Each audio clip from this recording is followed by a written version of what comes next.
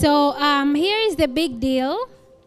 So at the Climate Hub Tanzania, we are launching a new project, and we really expect to get your ideas, your comments, and even partnerships. Can you see what is on the screen? Yes or no? Yes. 1 second for our colleagues, but I can proceed. So at the Climate Hub Tanzania in 2025, we're looking forward to launch the Wangari Maathai Fellowship for Environment and Climate Leadership. And most of you might be wondering, why are we naming it? We are actually naming it after a very powerful African woman, Wangari Maathai. You all know her. And she won the Nobel Peace Prize because of her work in environment. So we want to nurture young leaders in Tanzania, and we're looking forward to expand through this fellowship.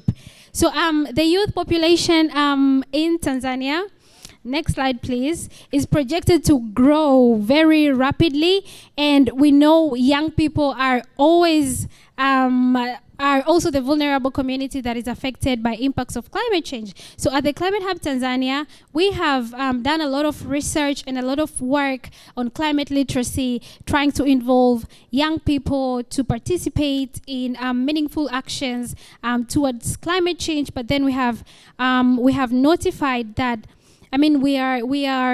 we came up with ideas that young people still lack better platforms that could actually contextually inform them.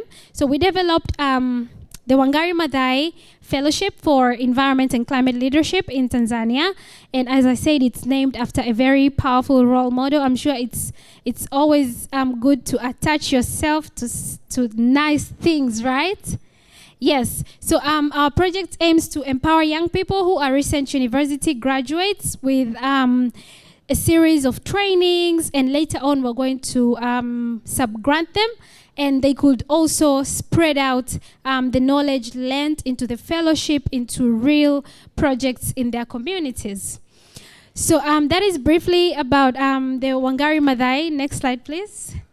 And these are the objectives. First is empowerment of young women and men, but especially women. We know how women are actually really affected. And then we want to foster practical experience by facilitating the fellows to implement environment and climate-related projects. And then we want to reinforce Tanzanians, environment and the climate sector by actually supporting the youthful community, because we are the heirs and custodians of the future, right?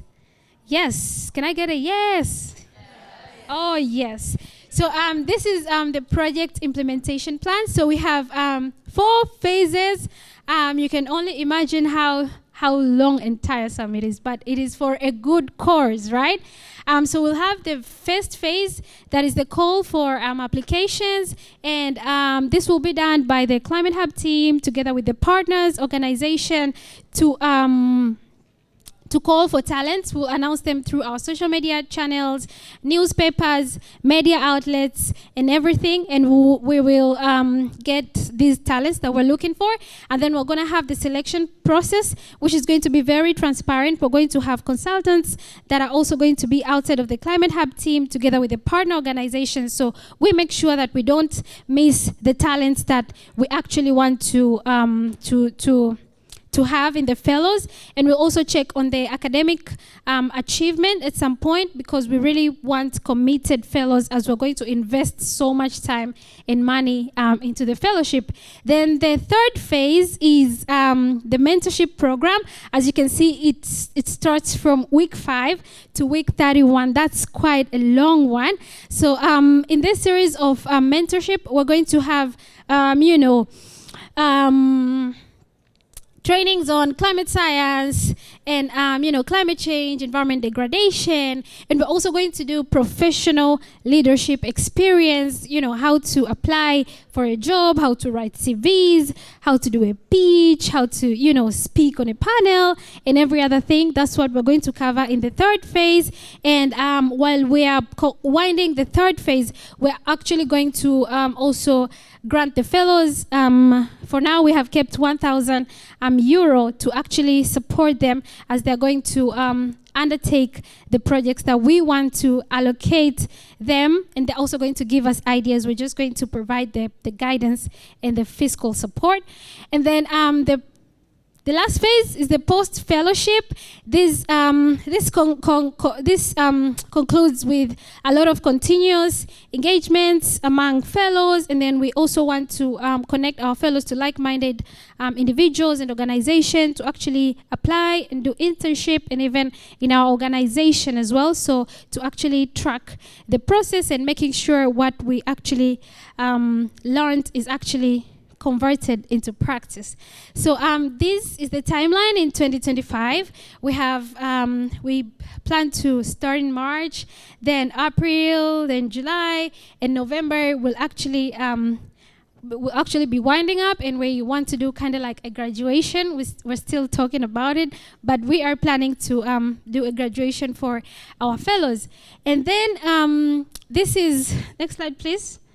And then this is the project budget. So we have done a research, and for a pilot of 3 years, we need a very small amount. It's 300,000 euros. So it's literally for the work that we want to do in the project. That's the amount, and it's already available in breakdowns and everything, what will it cost, and that is a pilot for 3 years. And next slide, please. And we already have some commitments, but the commitments, so the commitments are made from Climate Kick. These are our recent partners that we work with at the Climate Hub Tanzania. They've been supporting our climate literacy since last year, so they have committed to contribute 10,000 euro, subjected to increase in case, with a lot of processes. And then we also have the Island Embassy from Tanzania, the Irish Aid, who have also committed 10,000. So we still have 93.368% that we have to fundraise throughout this scope and beyond. And I think we have a lot of partners inside here. Everybody give me a yes.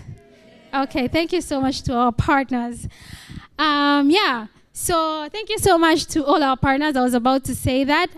That's me in the Maasai community where I come from.